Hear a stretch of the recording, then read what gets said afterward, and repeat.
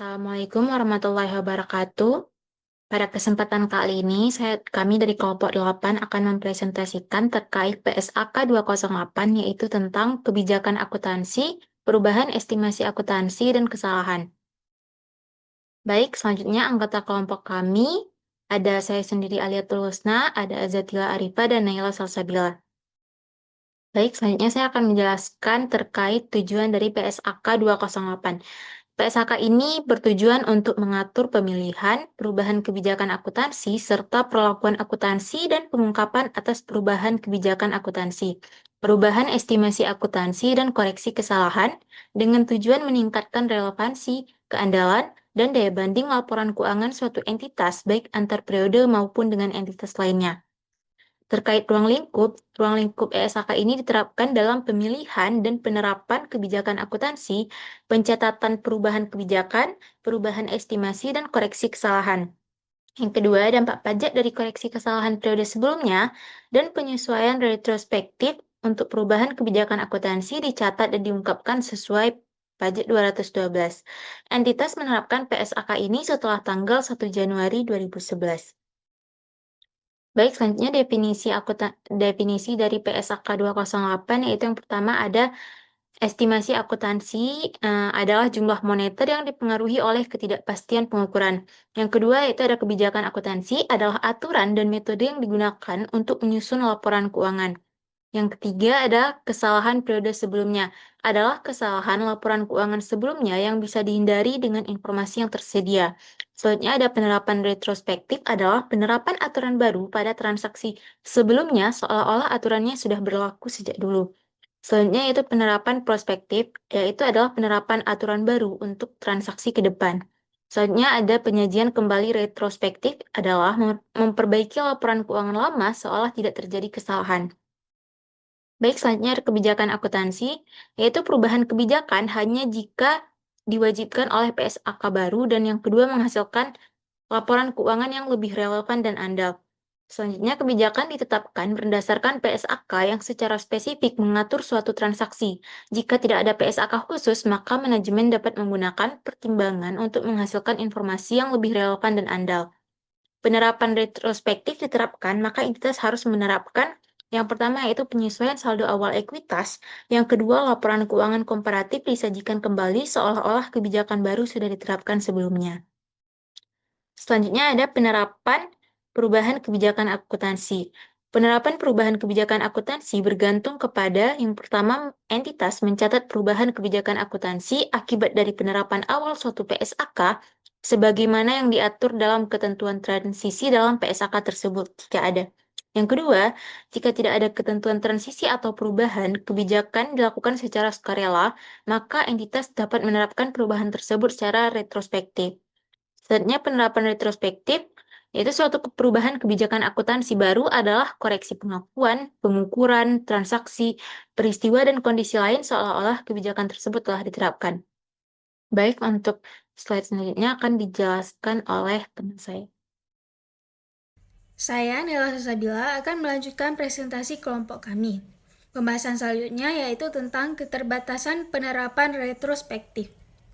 Penerapan retrospektif dilakukan kecuali jika tidak praktis untuk menentukan dampak spesifik periode atau dampak kumulatif dari perubahan kebijakan akuntansi. Tidak praktis berarti entitas tidak dapat menerapkan ketentuan tersebut setelah melakukan segala upaya yang wajar untuk menerapkannya. Jika tidak praktis menentukan dampak spesifik periode, maka entitas menerapkan kebijakan akuntansi baru untuk saldo awal aset, liabilitas, dan ekuitas pada periode paling awal yang praktis. Jika tidak praktis menentukan dampak kumulatif, entitas menerapkan kebijakan akuntansi baru secara prospektif sejak tanggal paling awal yang praktis. Entitas boleh melakukan penyesuaian terhadap komponen ekuitas lain pada periode sebelumnya jika diperlukan untuk memenuhi persyaratan dalam PSAK. Selanjutnya, pembahasan pengungkapan. Jika penerapan awal suatu PSAK mempunyai dampak pada periode berjalan atau periode sebelumnya, atau mempunyai dampak pada periode mendatang, entitas mengungkapkan yang pertama, judul PSAK, Yang kedua, bahwa perubahan kebijakan akuntansi dilakukan sesuai ketentuan transisi dalam PSAK tersebut. Yang ketiga, sifat dari perubahan kebijakan akuntansi. Yang keempat, uraian ketentuan transisi. Yang kelima, ketentuan transisi yang mungkin berdampak pada periode mendatang.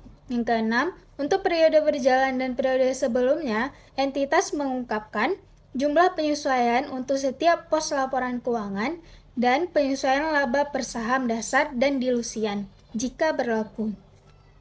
Entitas juga mengungkapkan jumlah penyesuaian terkait periode sebelum yang disajikan sejauh praktis. Lalu, jika penerapan retrospektif tidak praktis, entitas mengungkapkan alasan ketidakpraktisan, bagaimana dan sejak kapan kebijakan akuntansi baru diterapkan.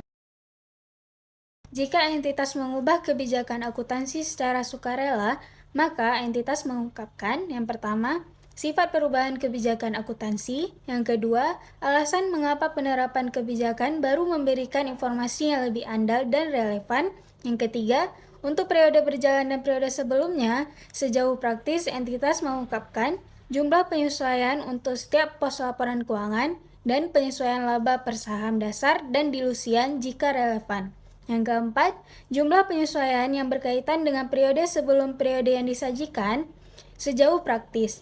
Yang kelima, jika tidak praktis menentukan dampak periode tertentu, entitas harus mengungkapkan fakta bahwa penyesuaian tersebut tidak dilakukan secara retrospektif dan alasan ketidakpraktisannya.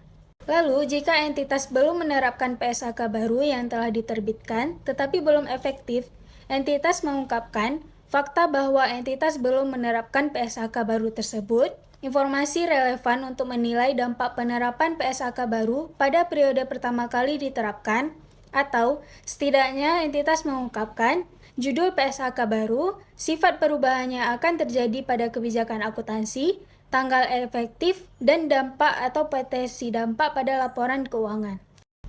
Slide selanjutnya yaitu estimasi akuntansi. Kebijakan akuntansi mungkin mensyaratkan item dalam laporan keuangan untuk diukur dengan cara yang melibatkan ketidakpastian pengukuran. Atau yaitu kebijakan akuntansi mungkin mensyaratkan item tersebut diukur pada jumlah moneter yang tidak dapat diobservasi secara langsung dan sebagai gantinya harus diestimasi.